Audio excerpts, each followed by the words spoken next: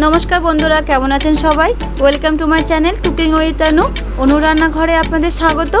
আজকে আমরা দেখব অনুষ্ঠান বাড়ির মতো চিকেন পকোড়া। এটি আমি খুব সহজ ঘরোয়া উপকরণ দিয়েই তৈরি করেছি। খেতেও হয়েছিল খুবই সুন্দর। আপনারা এটি একবার বাড়িতে ট্রাই করতেই পারেন। চলুন আর দেরি না করে দেখে নেওয়া যাক সম্পূর্ণ রেসিপিটি। তার আগে এই চ্যানেলে যদি আপনি নতুন হয়ে থাকেন চ্যানেলটিকে সাবস্ক্রাইব করবেন আর পাশে থাকা বেল আইকনটি প্রেস করতে অবশ্যই ভুলবেন না, যাতে যে কোনো নতুন ভিডিও নোটিফিকেশান আপনি সবার আগে পেতে পারেন।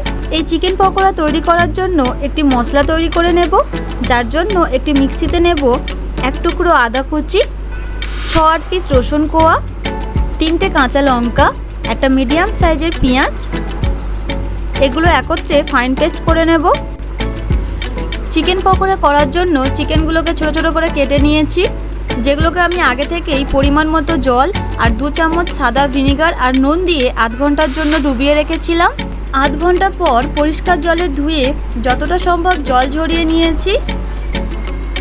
এখন এটি ম্যারিনেট করে নেব, যার জন্য দেব পরিমাণ মতো নুন, 1/2 চামচ গোলমরিচ গুঁড়ো, 1/2 চামচ হলুদ গুঁড়ো, 1/2 চামচ জিরা গুঁড়ো, 1/2 চামচ ধনিয়া গুঁড়ো, 1/2 চামচ কাশ্মীরি লঙ্কার গুঁড়ো, আর দেব আগে থেকে তৈরি করে রাখা স্পেশাল মশলাটা। সবগুলো একত্রে সুন্দর করে মিক্স করে নিয়ে আধ ঘন্টার জন্য ম্যারিনেশনে রাখবো। আধ ঘন্টা পর ঢাকনা খুলে এখানে অ্যাড করে দেব 2 চামচ কর্নফ্লাওয়ার আর 2 চামচ বেসন। কর্নফ্লাওয়ার আর বেসন মাংসর সাথে সুন্দর করে ড্রাই করে মিক্স করে নেব। এখানে কর্নফ্লাওয়ার আর বেসন মাংসর সঙ্গে বাইন্ডিং এজেন্টের কাজ করবে। এখন একটি কড়াই নেব, কড়াইতে পরিমাণ মতো তেল দেব।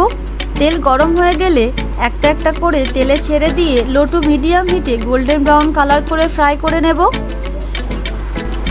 এটি যে কোনো টমেটো সস বা কোল্ড সস বা মেয়োনিজ আর সাথে লাচ্ছা অনিয়ন দিয়ে ইভিনিং স্ন্যাক্স আইটেম হিসাবে খেতে খুবই ভালো লাগে।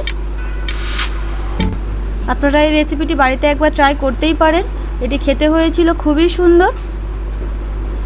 এই ভিডিওটি আপনাদের কেমন লাগলো কমেন্টে অবশ্যই জানাবেন। ভিডিওটি যদি ভালো লেগে থাকে ভিডিওটিকে লাইক আর চ্যানেলটিকে সাবস্ক্রাইব করতে অবশ্যই ভুলবেন না। দেখা হচ্ছে আপনাদের সাথে পরের ভিডিওয় নতুন কোনো রেসিপির সাথে। ধন্যবাদ।